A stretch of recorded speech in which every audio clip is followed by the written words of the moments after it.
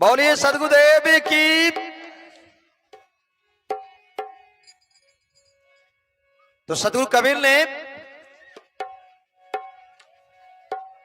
जेठ के पूर्णिमा के दिन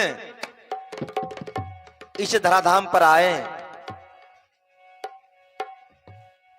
उनके बाद क्या क्या हुआ थोड़ा मैं संक्षेप में आप लोगों को सुना रहा हूं। सदगुरु प्रगट भेलखिन काशी लहर तालाब में, ये हो कालो काल में ना।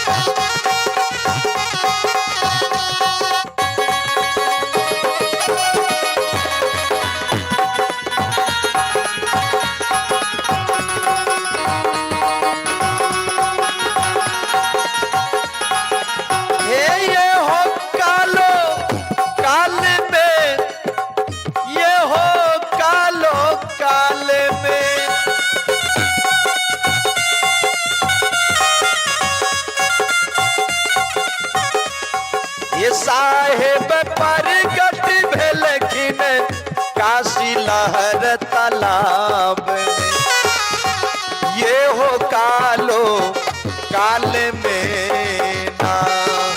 सदगुरु प्रगट भेलखिन काशी लहर तालाब में, ये हो कालो काल में ना।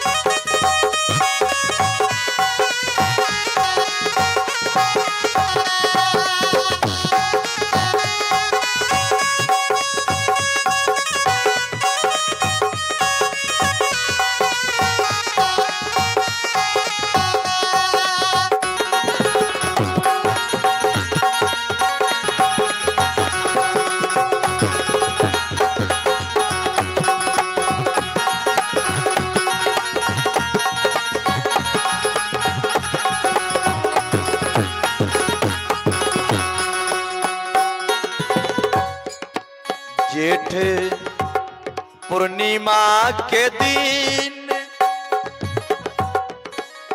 आसन कमल पात पर दीन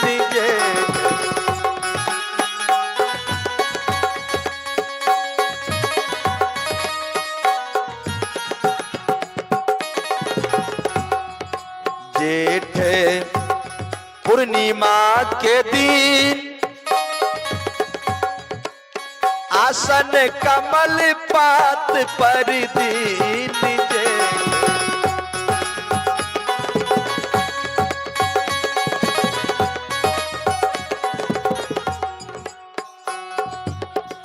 हो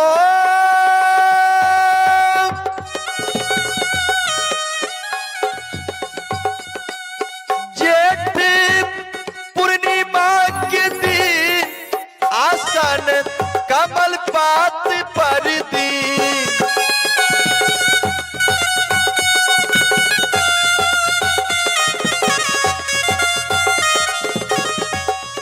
ये कमल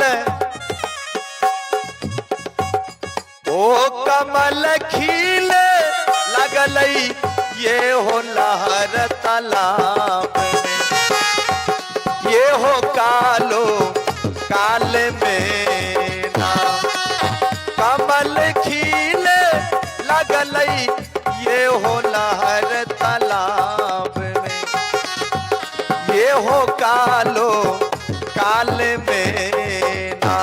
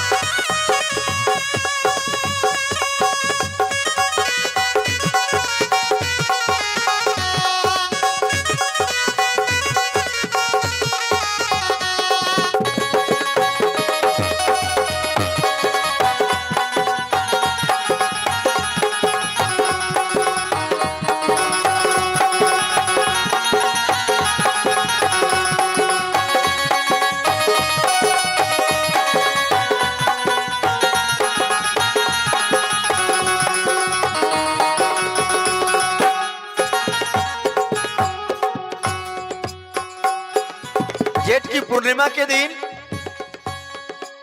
सदगुरु कबीर साहब इस धरती पर आए और काशी लाल तालाब पोखर में कमल के फूल पर साहब अपना आसन जमाए। और जैसे रामानंद के शीश अष्टानंद जी महाराज यह दृश्य देखा तो डर के मारे भाग करके आश्रम पे चले गए और अपने गुरुजी से कहने लगे कि सरकार आज बड़ी अद्भुत चमत्कार हमने देखा। जिस नदी के तट पर मैंने ध्यान साधना करता हूं उसी नदी के अंदर कमल के फूल पर एक चमत्कार हमने देखा और जीवन में कभी ऐसा नहीं देखा था। सजनाओ, तो रामानंद स्वामी अपने शिष्य से कहने लगे कि आज पूर्णिमा के दिन कोई महापुरुषों का आगमन हुआ है धरती पर और उनका बहुत बड़ा भाग्य है जो इस धरती पर देवताओं का आगमन हुई है। वह अपने ध्यान में और अपने आश्रम से ही वह महापुरुष को बंदगी किया, दंडवत किया और अष्टानंद जी महाराज वह भी देख करके वह भी वहीं से उन्हें प्रणाम किया। आगे देखिए क्या हुआ। नीरू संग में नोमा नारी गौना करके घर बाजाई नीरू।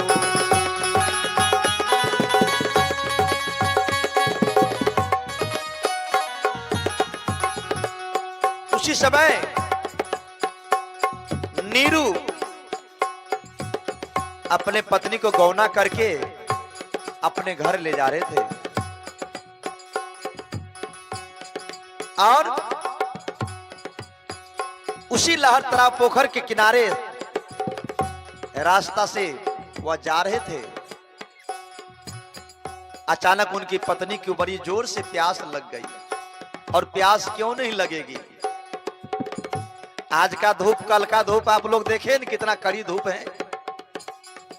और ऐसे धूप में जहां लोग 2 किलो 3 किलो पानी पीता था दिन में, आज 10-10 किलो पानी पीते हैं तो संतोष नहीं होता है, इतना कड़ी धूप है। और नीरू के पत्नी नुमा को बड़ी जोर की प्यास लग गई और अपना पति से कहने लगे कि स्वामी हमें पानी चाहिए, पानी के बगैर मेरे मुंह जो है सूखापन हो गया है और मेरे छन छन सा मेरा यह शरीर कर रहा है, मुझे जल्दी से पानी ला के दीजिए, नहीं तो मेरा प्राण भी निकल सकता है, नहीं तो मेरा प्राण भी निकल सकती है। अब नीरू अपना पत्नी से कहने लगे कि देखो देवी, ये ब्राह्मणों का गढ़ है, ये ब्राह्मणों का बस्ती है और यहाँ हम शूद्रों को किसी का इनार, किसी के ट्यूबवेल, किसी के कुआं पर जाने के आदेश नहीं है। अगर तुमको ज्यादा प्यास लगी है तो चलो अपना घर में पानी पीना, यहाँ पानी का कोई साधन नहीं है और न किसी के दरबार हम जाएंगे। अब तो गला पकड़ के नुमा रोने लगी, इतना जोर का प्यास और प्यास के मारे लोग छटपटाने लगते हैं। तो नुमा उसी प्रकार वह जो है एक पेड़ के निकट बैठ गए और अपना पति से कहने लगे जल्दी पानी दीजिए और नहीं तो मैं मर जाऊंगी।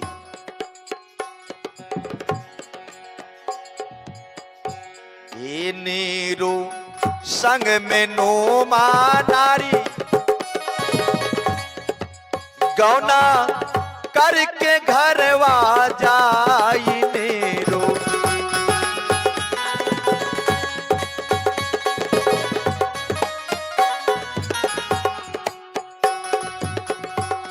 हो नीरू संग में नुमा नारी गौना करके घर जाई।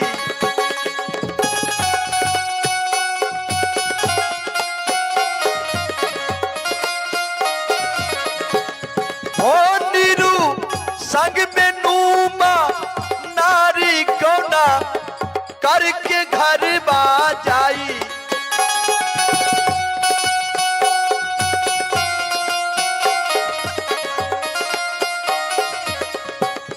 ये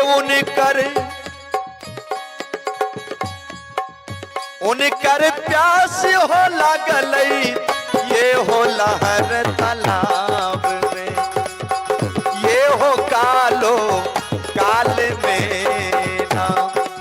नोमा के प्यास हो लागल, ये हो लहर तालाब में, ये हो कालो काल में ना।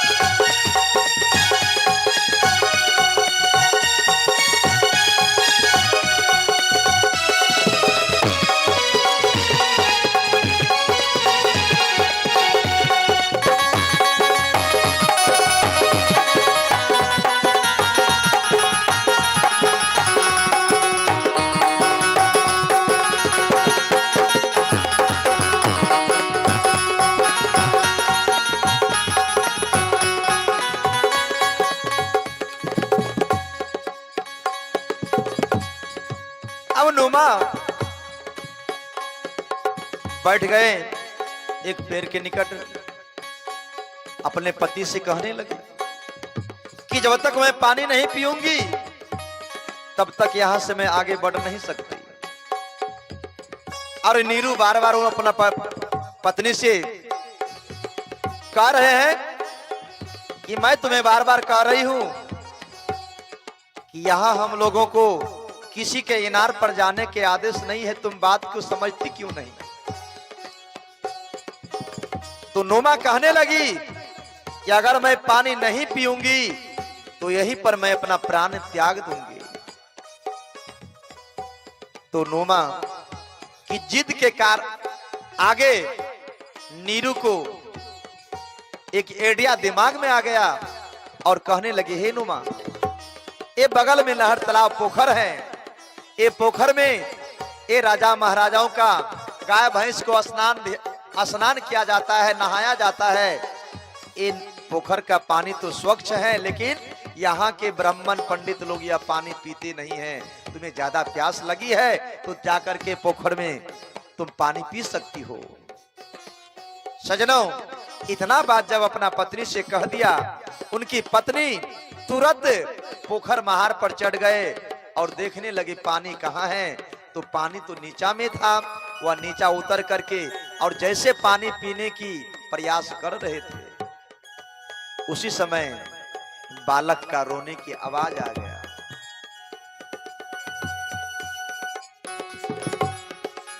नोमा जल पियन को जाई, वह तय बालक की देखी हर साई।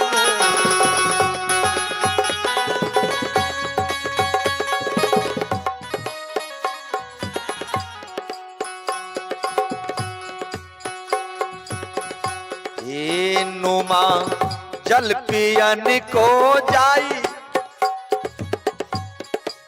वह तय बालक की देखी हर साई।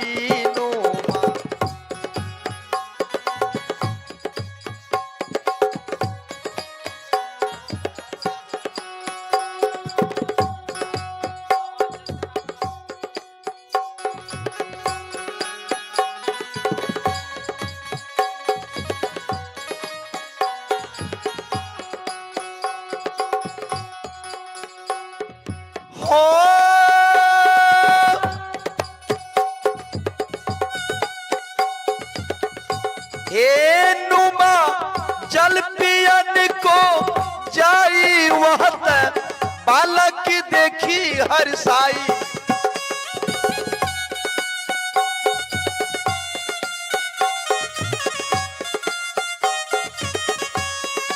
जैसे बालक के रोने की आवाज नोमा के कान में आई,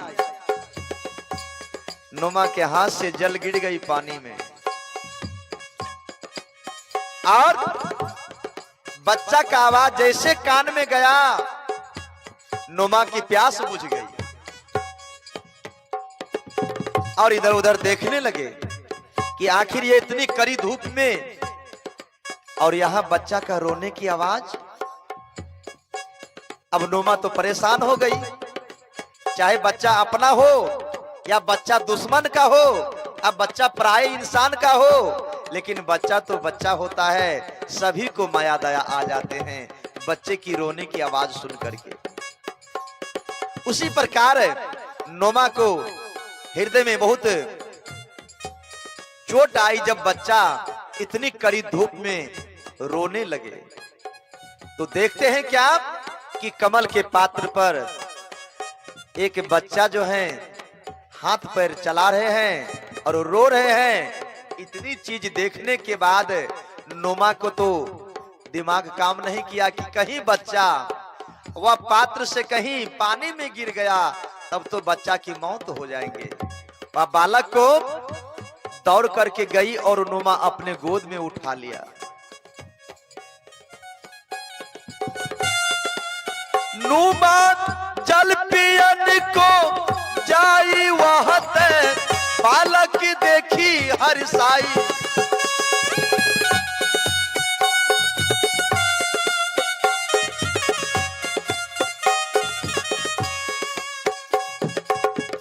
हे नोमा बालक लिहलन अपना गोद उठाई के, ये हो कालो काल में ना। नोमा बालक लिहलन अपना गोद उठाई के, ये हो कालो काल में ना।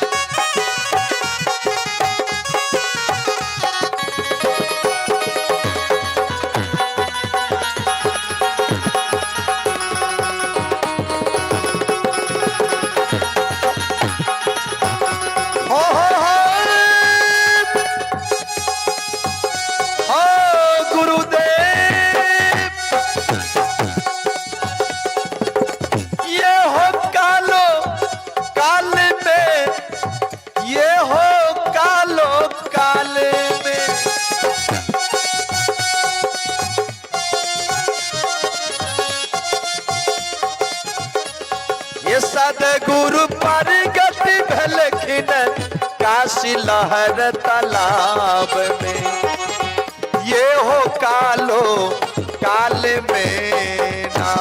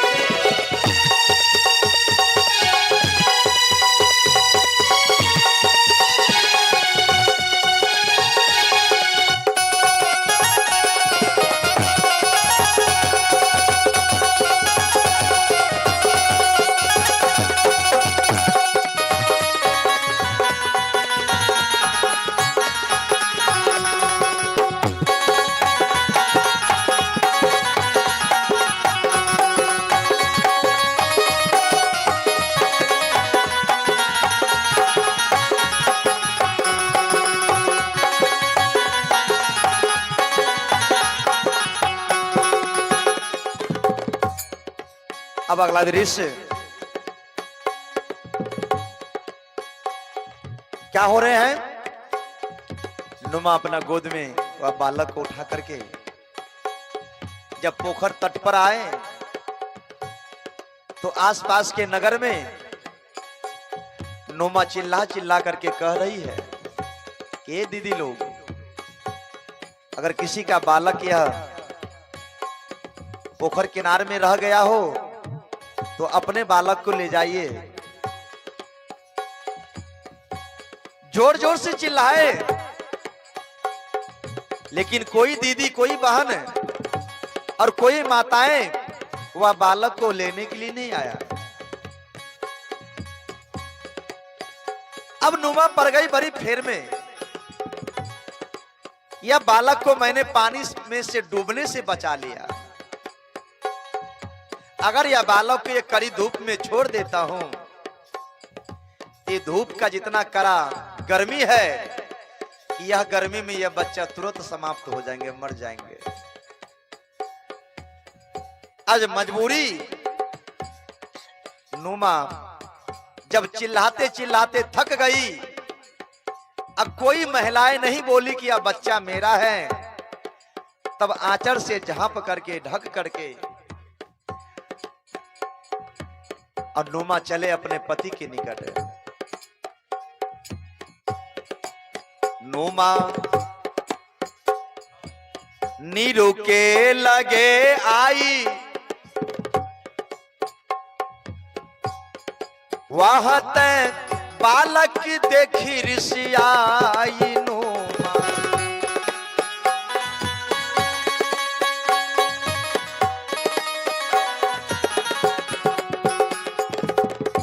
ये नुमा नीरू के लगे आई, वह तक बालक देखी ऋषियाई।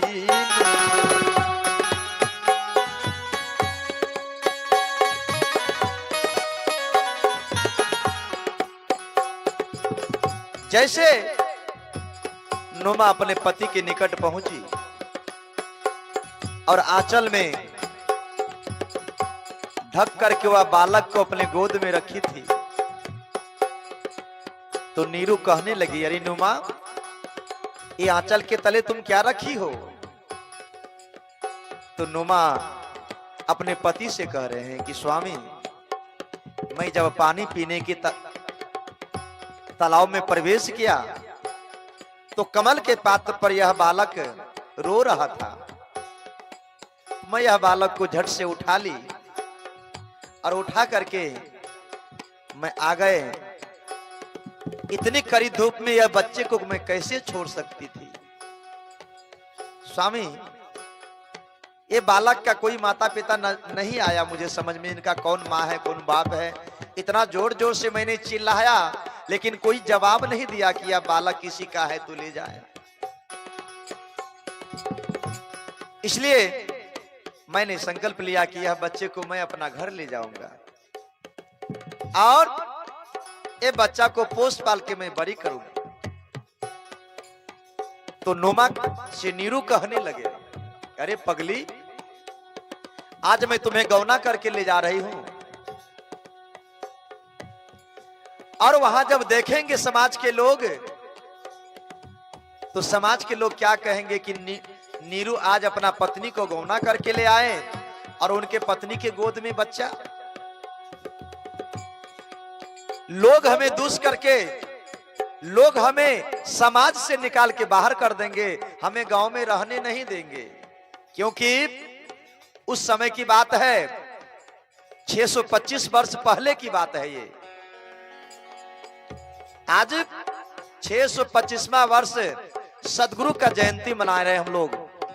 आज पूरा जेठ की महीना कबीर साहब की जयंती मना रहे हैं तमाम भक्त लोग। सजना, तो वह कहने लगे कि गौना से पहले अगर किसी बेटी बहू को अगर बालक हो जाए तो दंडनीय अपराध क्या माना जाता था, और वैसे स्त्री को समाज में रहने का कोई हक नहीं था। वह कहने लगी कि अगर मैं तुम्हें या बच्चे के साथ अपना घर ले जाऊं तो गांव के लोग हमें मार करके घर से और गांव से बाहर कर देंगे, क्योंकि गौना से पहले किसी स्त्री की गोद में बच्चे ये नाजायज औलाद साबित करेंगे और यहां से हम लोगों को निकाल करके भगा दिया जाएगा। तो नुमा अपना पति से कहने लगे, स्वामी इतना सुंदर बालक और ऐसे बालक को ये कड़ी धूप में मैं छोड़ दूं, ये बालक मर जाए, ये पाप किसको लिखेगा, हमको और आपको, और किसको लिखेगा? क्योंकि ये बालक का अभी ना तो कोई माँ है और ना कोई बाप है, इन्हें गोद में उठा करके मैं लेकर आया हूं। अगर अभी मैं वहां जाके छोड़ देता हूं, ये बालक तो वह धूप में मर जाएगा।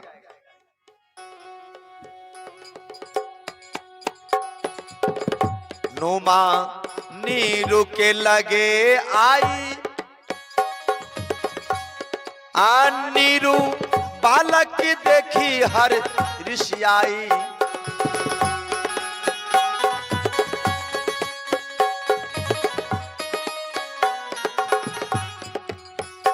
हो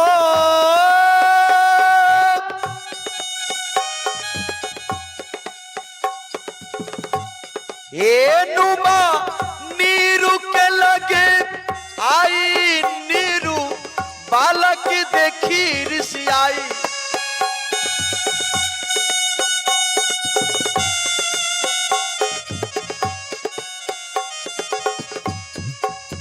ये तो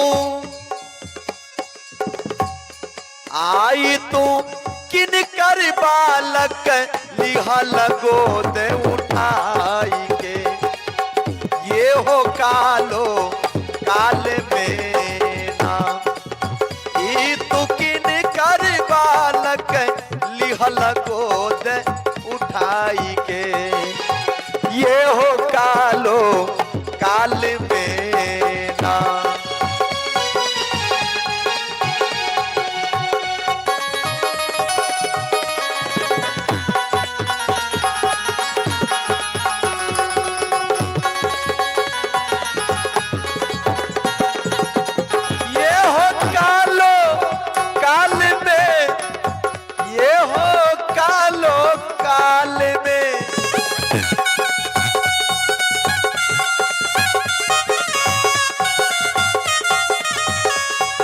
सदगुरु प्रगट भेलखिन काशी लहर तलाव में, ये हो कालो काल में ना।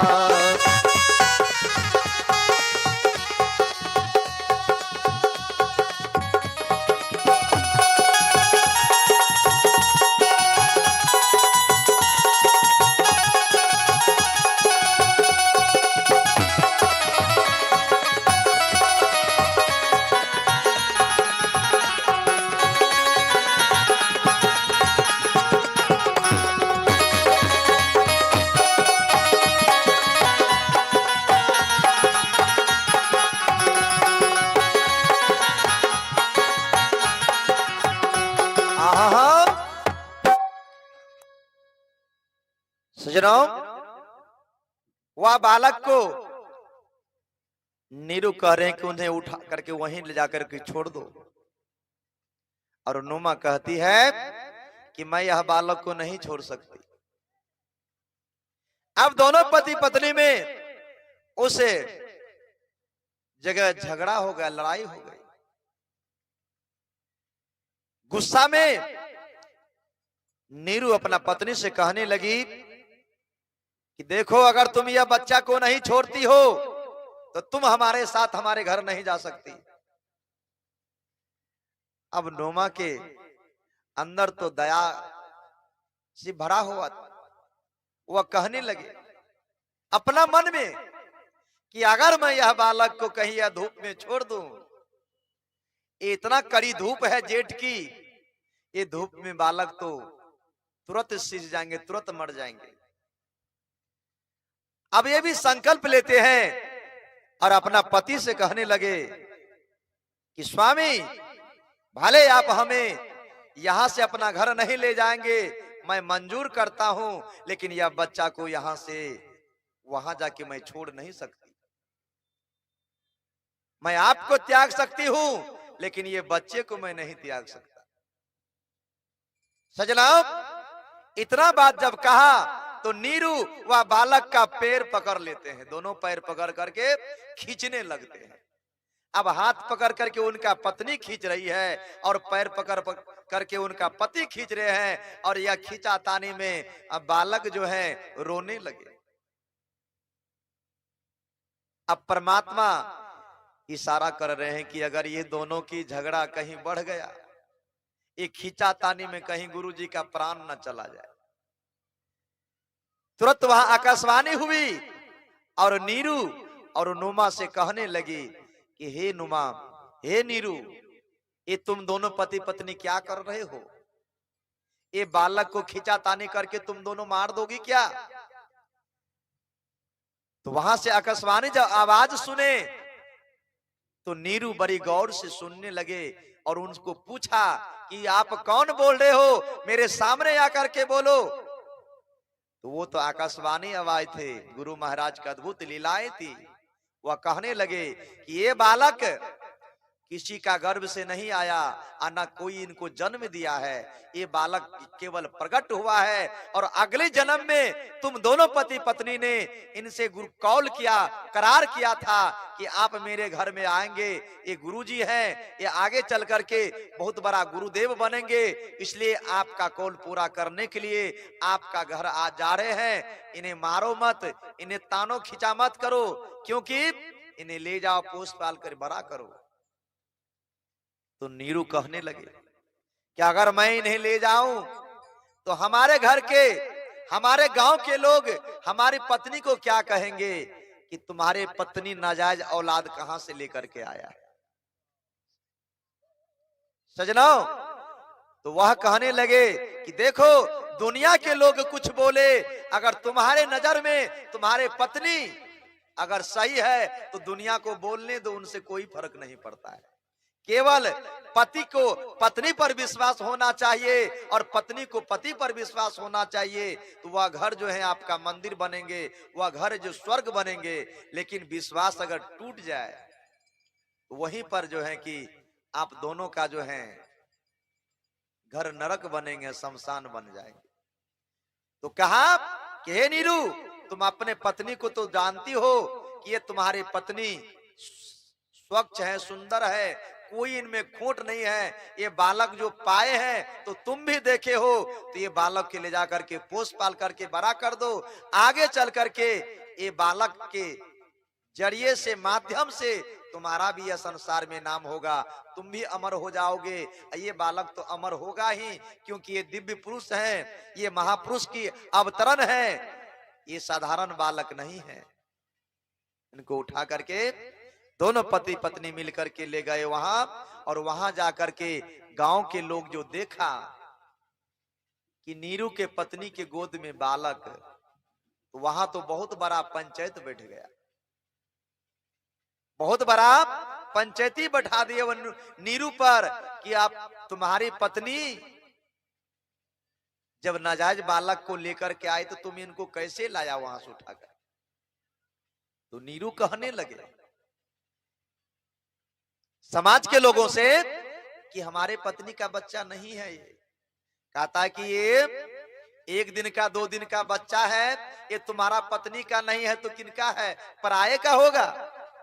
तो कहने लगे मैं सच बोलता हूं, ये बच्चा मेरी पत्नी की नहीं है। तो छानबीन किया, महिलाओं को बुलाया गया, महिलाओं को जाकर के कहा कि जाकर के तुम इनकी पत्नी को चेक करो कि हकीकत में यह बालक इनका है कि कहीं दूसरे का है। तो 2-4 महिला जाकर के उनको चेक किया तो पता चला कि यह बालक नुमा की नहीं है। तो वह जाकर के समाज के लोगों से कहा कि इनकी पत्नी की बालक यह नहीं है। तब वहां से जब बालक नहीं है तो बालक जब कुछ दिन हुए तो मुसलमान लोग ने कहने लगे कि नीरू, अब यह बालक का सुन्नत किया जाएगा, इनको शुद्ध मुसलमान बनाया जाएगा। ये अभी तक मुसलमान नहीं बने, क्योंकि ये अजन्मा है, इनका पता नहीं ये हिंदू का है कि या मुसलमान का, इनका कोई ठिकाना नहीं है। अगर इनको सुन्नत कर देंगे तो ये पक्का मुसलमान हो जाएगा। सजनों, वह बालक का जब सुन्नत करने लगे तो वहां लीलाएं तो सदगुरु कबीर का बचपन से ही शुरू हो गया। वहां लीला का कमी नहीं है। जैसे वह बालक का सुन्नत कराने के लिए मौलवी लोग ले गए तो वहां जो है कि एक दो लिंग फाजिल बना ली कबीर साहब ने। अब वो मुसलमान और मौलवी कहने लगे आप किसका सुन्नत करोगे भाई, सुन्नत करोगे कि कितना का सुन्नत करोगे। अब तो वह चीज देख करके मुसलमान भाग गए, मौलवी भाग गए कि अब बालक की सुन्नत नहीं होगे। चलो सुन्नत नहीं किया गया तो चलो इनका नामकरण किया जाए। तो नामकरण जब हुआ तो यहाँ तो न ये बालक न हिंदू बने न मुसलमान बने, तो नाम जो होंगे तो नाम दोनों का माध्यम से रखा जाएगा। तो पंडित को भी बुलाया गया और मौलवी को भी बुलाया गया। ये दोनों मिल करके उनका नामकरण कर रहे हैं। तो मुसलमान अपने कुरान में नाम देख रहे हैं और पंडित अपना रामायण में अब वेद में उनका नाम देख रहे हैं। दोनों का नाम क्या देखा, इधर कुरान में भी लिखा है कबीर और उधर जो है कि वेद में भी लिखा है कबीर। अब दोनों पंडित और मौलवी या दोनों को जो है कि नाम को जो है कि उनको उच्चारण किया, वह नाम को संधि विच्छित किया, वह नाम को जो है विख्यात किया कि इनका मतलब क्या होता है। तो मुसलमान भी वह नाम का मतलब को जब समझा तो परमात्मा, और हिंदू का पंडित वह नाम का मतलब समझा तो वह ईश्वर। उधर अल्लाह ताला कबीर जो है, कबीर नाम का जो है अल्लाह ताला बने, और इधर भी वेद में कबीर नाम का जो है ईश्वर बने। अब दोनों नामों का एक ही है ईश्वर परमात्मा, यानी कि परमात्मा स्वरूप किसी का नाम हो जाए, कितना खुशी की बात है। ये दोनों लोग वह क्या किया, ये नाम को बदल दिया कि नहीं ऐसा नाम इनका नहीं रहना चाहिए।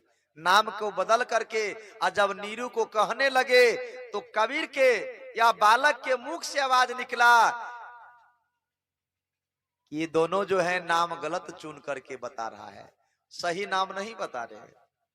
वह बालक के आवाज निकला कि मेरा नाम कबीर है और आज से आप सभी हमें कबीर कह करके पुकारोगे।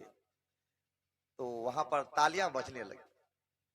क्या जो बालक के मुख से नाम निकला कबीर, तो तालियां बजे। सब लोग जब जान गए कि यह कबीर है, कबीर है, तो सबके मुंह में आ गया कबीर।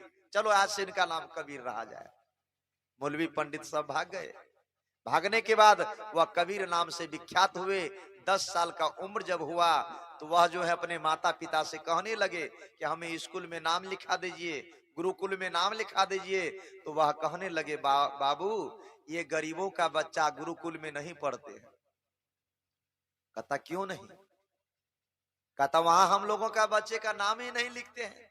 तो कबीर अपने मन से चले गए रामानंद स्वामी के गुरुकुल में और वहां जाकर के कहने लगे हम भी पढ़ेंगे। तो वहां पूछता तुम कौन सा जाति का हो, तो कहा हम जुलाहा जाति का है। तो कहते हैं जुलाहा को पढ़ाया नहीं जाता यहाँ पर, यहाँ तो केवल छत्री वैश्य और ब्राह्मण के बच्चे पढ़ते हैं, ये जुलाहा दुनिया का बच्चा नहीं पढ़ा जाता है, भागो यहां से। उनको भगा दिया गया। फिर गए, फिर भगाया, लेकिन कबीर ने अपना मन में ठान लिया कि मैं रामानंद को ही गुरु बनाएंगे। तो कैसे बनाएंगे, तो उस समय सदगुरु कबीर फिर चमत्कार दिखाए। 4 बजे सुबह बालक स्वरूप बन करके और जाकर के नदी के किनारे सो गए। और जैसे रामानंद 4 बजे अपना कमंडल लेकर के पानी में प्रवेश करते हैं कि खराव का चोट वह बालक को लग गए और बालक रोने लगे। रोने लगे तो जोर जोर से रोने लगे। वह बालक को उठा करके गुरुजी कहते बच्चा रो मत, राम राम कहो, राम राम कहो। तो राम राम तो बोलिए दिए। तो झट से वह बालक गला का जो है माला पकड़ लेते हैं। अब माला छोड़ते नहीं है। अब माला नहीं छोड़ते हैं, तो फिर माला पकड़ करके रोने लगे। तो कहा गुरुजी कि बाबू ये माला लोगे? गुरुजी कहे कि बाबू ये माला लोगे? तो उनका आवाज बंद हो गया। कहता हो ये बालक जो है, ये माला जो है इनको अच्छा लगता है, इनको चलो तत्काल इनको खोल करके गला में पहना दिया। अपना माला रामानंद स्वामी अपना गला का माला सदगुरु कबीर के गले में पहना दी। पहनाने के बाद वह बालक चुप हो गए। वह बालक को वहां पर सुला दिए और रामानंद स्वामी चले गए नहाने के लिए। यह बालक गायब हो गए। अब सुबह जाकर के चंदन टिक्का लगा करके और ढिढोरा पीट दिया कि हमारा गुरुजी रामानंद स्वामी है, हमारा गुरुजी रामानंद स्वामी है। उनका शिष्य लोग आए और वह उनका जो है चर्चा सुना कि ये भी रामानंद स्वामी के शिष्य बने। तो रामानंद स्वामी को जाकर के कहने लगे कि गुरुजी आपने वह जुलाहा का बच्चे को कब माला दिया, कब उनको मंत्र दिया, कब उनको अपना शिष्य बनाए? आप तो पगला गए हैं, ये शूद्र जाति का बच्चे को भी आप अपना शिष्य बनाने लगे। तो रामानंद कहने लगे कि मैं शिष्य बनाया नहीं हूं। तो कहते हो चौराहा पे जाके ढिढोरा पीट रहा है कि मेरे गुरुजी रामानंद स्वामी हैं, हम उनके शिष्य हैं, और आप कहते हैं हम उनको दीक्षा नहीं दिए हैं, माला नहीं दिए हैं। तो उनको बुलाया गया और कबीर को पूछने लगे कि ऐ जी मैं तुम्हें कब माला दिया, मैं तुम्हें कब गुरु मंत्र दिया, तुम थोड़ा बताओ हमें, तुम इतना झूठ क्यों बोलते हो? तो कहते हैं गुरुजी झूठ मैं नहीं, झूठ तो आप बोलते हैं। क्या नदी के तट पर आप 4 बजे सुबह स्नान करने गए थे, एक बालक को आप दर्शन किए, वह बालक को गोद में उठाए? तो कहता वह बालक को सही में गोद में उठाए। तो वह बालक को तूने कहा कि राम राम कहो बच्चा, राम राम कहो, क्या वह राम राम का मंत्र आप हमें कान में दिए कि नहीं? वह कहने लगे सही बात है। तब कहने लगे आप वह बालक को अपना गले का माला खोल करके उनका गला में पहनाया कि नहीं? तो कहता ये बात तो सत्य है। जब दोनों बात सत्य मिल गए तब कहते गुरुजी अब झूठा मैं कि आप? तो कहने लगे ये बात सही है, 4 बजे सुबह में बालक मिला था और वह बालक रोने लगे, वह बालक को गले में मैं अपना माला दे दिया और राम राम कहने के लिए कहा था। तो कहता मैं वही बालक हूं। और जब उनको विश्वास नहीं हुआ तो वहां सदगुरु कबीर ने 2 रूप दिखलाया, एक 10 साल का और एक 1 साल का। ये दोनों रूप को जब देखा तो रामानंद स्वामी भी चकित रह गए और वहां से वह विनती किया कि हाँ मैं आज से इनको अपना शिष्य बना रहा हूं।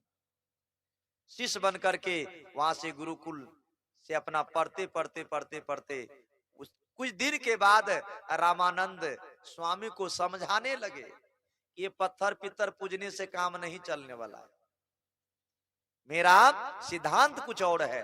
उसी समय वह जो है जब गुरु जी अपने शिष्य का बात नहीं माने, कबीर साहब उनको समझाएं कि आप यह भक्ति छोड़ दीजिए, जब नहीं माने तो कबीर ने कहा कि आप अपना पंथ चलाइए, हम अपना पंथ चला रहे।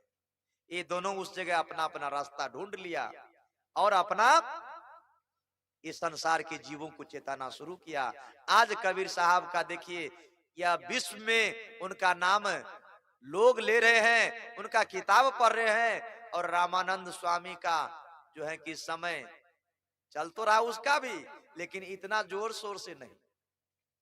आप देखे हैं कहीं रामानंदी का सत्संग हो रहा है? नहीं। वह भागवत कथा जो है, वह गीता रामायण जो है, यही सब हो रहा है कि लेकिन रामानंद जो है मत इनका सत्संग बहुत कम। बोले सद्गुरुदेव की।